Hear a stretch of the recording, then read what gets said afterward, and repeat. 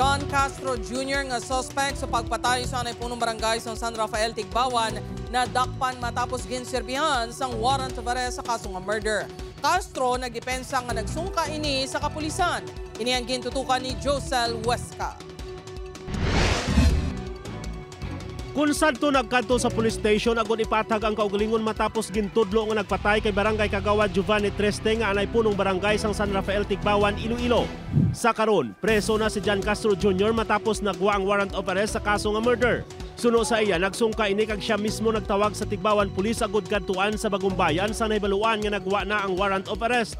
Baliskad sa payag sang hepe sang Tigbawan PNP, ngaging kasal nilang operasyon kag sangkin palibutan na sang trupa, didto nagpanawag si Castro. Wala sampiyansa ginrekomendar ang korte sa kaso ni Castro nga nagapanindugan self-defense ang natabo. Ginklaro man sini nga ulihin lang nahibaluan nga ginapanagiyahan ni Party List Representative Lex Culada ang armas. Ginkuha kuno ang pusel sa kabinet malapit sa garahe sa ginaobrahan sini sa utod sang kongresista nga si Chodolfo Bong Culada Jr. Tuyo lang sini nga magpasikat siya mga abyan nga ginregaluhan sang pusil kag wala plano nga gamiton sa krimen. Wala na maasahan nga amo ina naglatabo nga ginigabot nila kung buwi kag amo yadto na gamit ko at mga pusil na palupok ko. Separado nga kaso ang ginpasaka sang Tigbawan Police bato kay Party List Representative Lex Culada nga tag-iya sang kalibre 45 nga armas nga nagamit sa krimen.